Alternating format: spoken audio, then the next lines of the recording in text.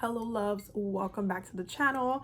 It's been a minute. Last week was absolutely an entire hot mess. As we spoke earlier, last week I had a death in my family, so that's why I was not present with you guys, but we is back. And I wanted to do this video for y'all because today is Indigenous Peoples Day, and so I thought what better day to kind of introduce this series a little bit. This is going to be for reconnecting natives, specifically reconnecting Tainos, because I know that the reconnecting native journey is very, very particular and different for each of us. But that's what I'm going to be talking about today. Before I get started though, I just want to remind you guys, I do have a workshop on the 20th.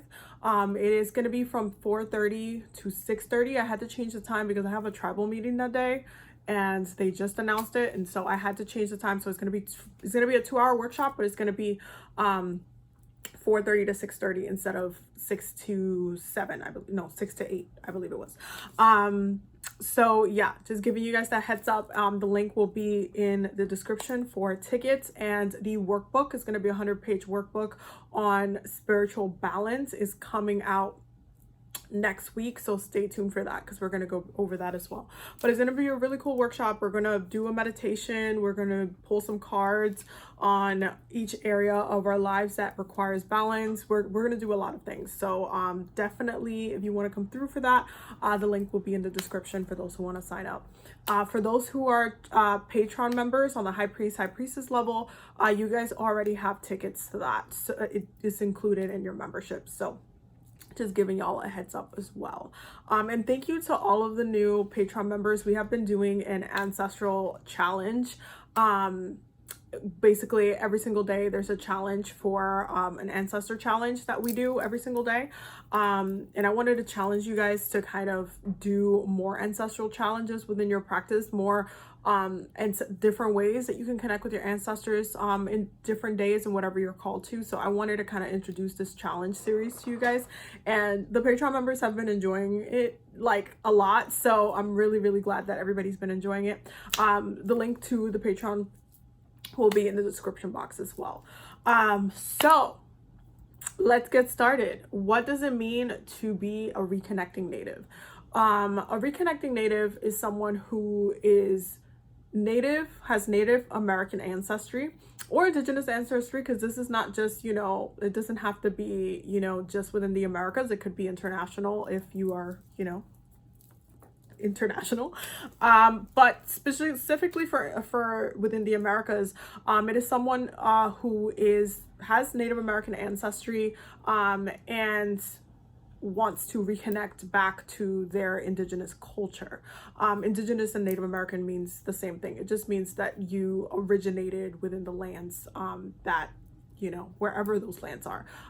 Specifically, I am native to the Caribbean. I was born in Quisqueya, which is the Dominican Republic, the island of the Dominican Republic. And so it is a very different journey when it comes to reconnecting as someone who is Taino in descent, because a lot of the time, you know, a lot of people just kind of, especially like scholarly wise, and this is due to, you know, some Spaniard that decided to like basically write us off in history. We went through a paper genocide in the islands. Like the native people went through a paper genocide in the islands. They basically wrote us all off as extinct because Spain had asked, you know, the Spaniards, the soldiers and stuff, and, you know, Columbus to, you know, let them know how many native people were there left on the island, and instead of counting and giving them like a raw number, they just lied and said there was none left, that they died off or they killed them or whatnot. It was the whole entire thing. And so we've been written off out of history for such a long time, but our ancestors and our culture has been present the whole time as well. And so to me, when it comes to being a reconnecting native and how I reconnect back to my culture, it might be a little bit different than someone who's a Mesoamerican reconnecting native, or even a northern, even though technically the Caribbean islands are part of North America as far as continent wise, but when we think of North America, we think of the US and Canada, right? So the tribes, like reconnecting to like the Dine, like the Navajo tribe, would be a little bit differently than reconnecting to the Taino tribes, because our peoples have gone through so much, and the way that everything is set up, the way that the system, the cultural systems, the cultural traditions, the tribe has been maintained throughout time has been different. And so I wanted to make this video to kind of give you guys some ideas of some of the things that you are going to need to do within your reconnecting journey. I don't know what I just dropped. Oh, I know what I dropped. Okay. Within your reconnecting journey. And the first thing that you're definitely going to eventually have to learn is your native language. Now, when it comes to the Taino language itself, while there has been so many words that the Tainos contributed to the Latin language itself, because when the Spaniards came, the colonizers came, they didn't have words for certain things like hurricane.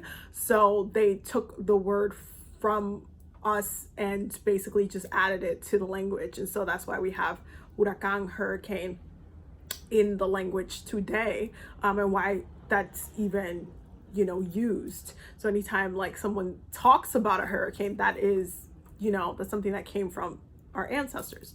Now when it comes from language can be a little bit complex, because language, you need some sort of like dictionary, dialect situation kind of thing. When it comes to the Taino peoples, we had a very kind of interesting kind of thing happen. If I'm not mistaken, it was the Kalinago. If I'm not mistaken, it could have been the Locono. No, I think it was a Kalinago. So back in the day, back in the old tribal days in the islands, I believe it was the Kalinago. If I'm not mistaken, it might be the Locono, but I think it's the Kalinago. Those are two other tribes that are also in the Caribbean. The Kalinago men would actually go steal Taino women from our islands, because they didn't have a lot of women in their islands, and so they needed to like procreate, so they would kidnap Taino women. But the thing that was birthed out of that is that the Taino women would teach the Taino language to the kids as they continue to grow and stuff like that. And so when we're studying the Taino language, we notice a lot of the similarities in words that come from our sister tribes, because the language itself, like throughout our cousins, like our sister tribes, if you're a Taino, once you're doing a lot more research on it, you'll see that we have a lot of the words are very, very similar, if not the same. And so when it comes to language, there is a lot done, and a lot of different dictionaries and books that have preserved a lot of the words that we got from the islands, but also looking at some of our cousins and seeing how it was preserved. This is also why I believe the Kalinago have two different languages, because they have the Taino language for women specifically are the ones who speak it, and the men have their own, the Kalinago language. But we're still cousins, so there are a lot of similarities. Like they would be able to understand each other island to island. And so when it comes to language is something that's very important to learn. Language itself holds a different vibration verbally. One of the things I noticed in teaching and learning my indigenous language is that the words hit different. It's not Latin is a very watered down dialect, if you think about it. Like Latin has broken up in so many different other kind of things, and so it doesn't like, even when you're trying to, like when I'm singing songs in my indigenous language versus like in just English or Spanish or whatnot, it doesn't hit the same way.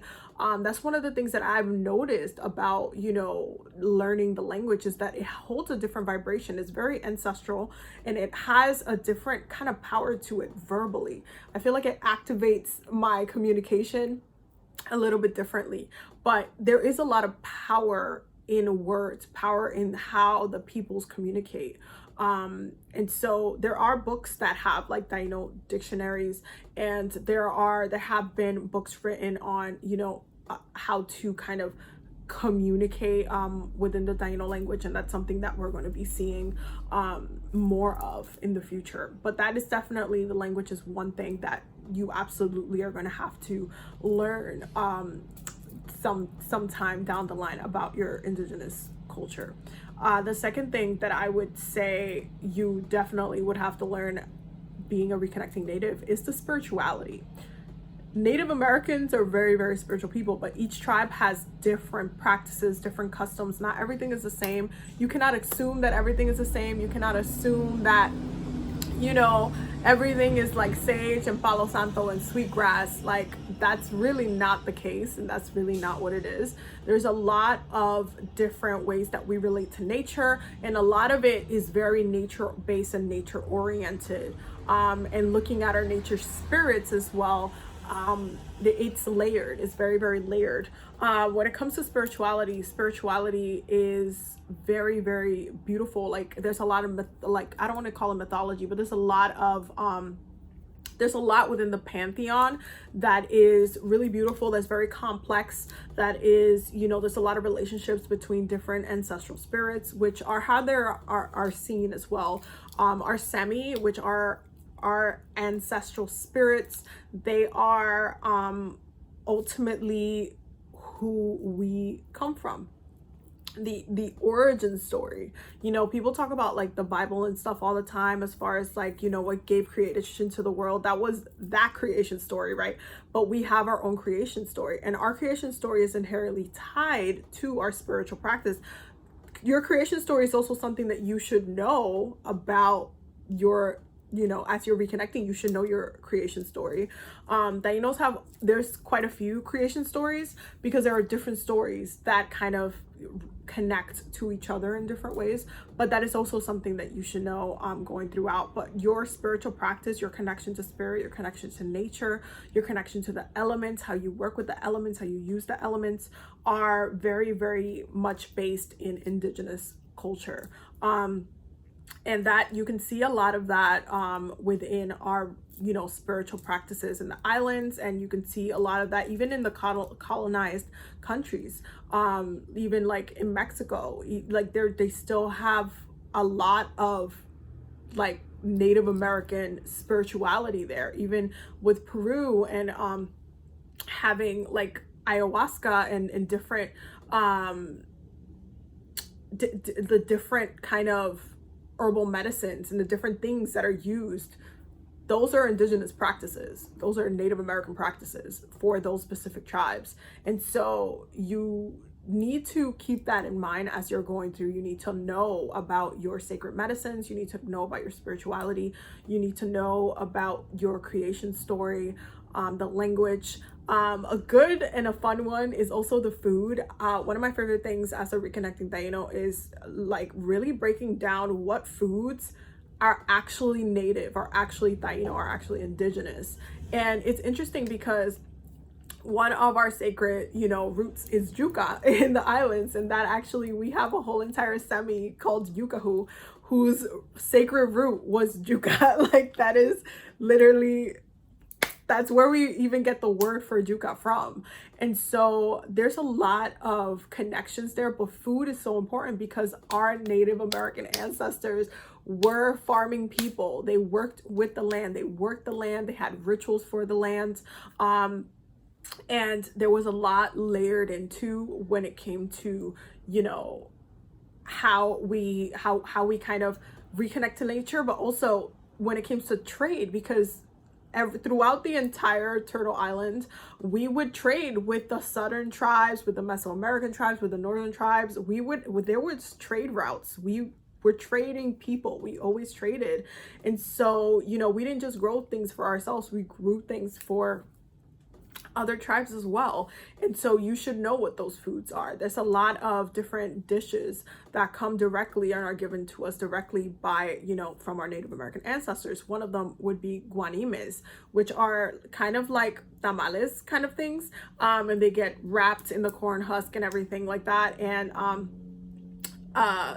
basically kind of similar to a pastel, basically. And we get that from our Taino ancestors, which is really cool. But you should know and kind of start breaking down and looking at things from an indigenous perspective when you're kind of trying to understand the food, the culture, and the things, the legacy, the things that they have given, that they have left behind. Now, the other thing that I would recommend when it comes to, being a reconnecting native is to talk to your family. Talk to your family, really dive into, your family tree, dive into some of the things, really sit and question some of the things that got passed down to you, because when it comes to being Taino, I grew up on my mom's side of the family. My mom's side of the family is entirely mestizo. My dad's side of the family is where I get my African ancestors from. But my mom's side of the family is entirely mestizo. If you look at like my aunts, my uncles, they all look native. Like with the kind of features, they all entirely look Native American. And they passed down a lot of plant medicine to me, knowledge wise, as I grew up. And there's a lot of that you can get, a lot of even teachings that you can get that are literally just native based. While there was a lot of religious indoctrination in the islands, and that's one of the frustrating parts about reconnecting, there's just like, there's like a repression there. It's still important to kind of question the knowledge of what has been passed down, because there's so much that has been passed down that ultimately leads us into more knowledge, into understanding aspects of ourselves that we might have not understood. And you can see this even in Dominican Voodoo 21 divisions and Haitian Voodoo.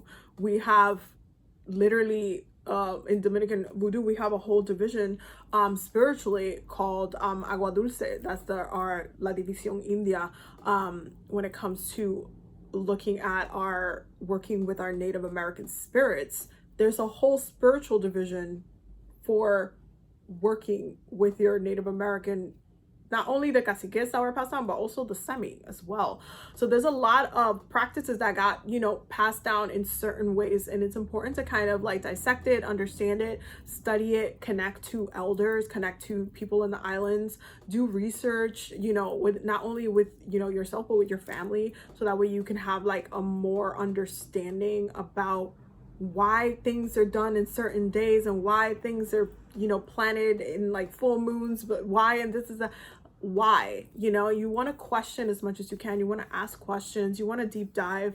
One of the things that I've also noticed is that when it comes to asking questions, especially in the islands, is not to bring up the word Taino per se, is to kind of ask questions that are about that, but does not bringing up the word Taino, because our ancestors, not only our ancestors, but our family members, a lot of trauma has been passed down to even identifying as Native. And so there's a lot of pain there. And it's important to kind of not dismiss the way that they might identify, because I have family members that like know that they're indigenous, but they won't say that they are. They'll just say that they're Dominican, which we are. I'm still Dominican at the end of the day, but I am still in part Native American. And so there is this kind of focus on just everything kind of being hush hush, and because when it comes to identifying us, to our family members, it was beaten out of them. There was a lot of fear. There was a lot of we went through like a whole genocide, and a lot of our family members and great grandparents and stuff, they were survivors. Like, we've been surviving under people's noses for a while now. And at this point within our generation, I think that millennials are going to be the generation that brings a lot of healing to our ancestors, to our practices, to our people. I think that's really where it's getting down to. The other thing that I would add when it comes to the reconnecting journey is to pay attention to your spirits, pay attention to the different ways that spirit is asking to connect with you.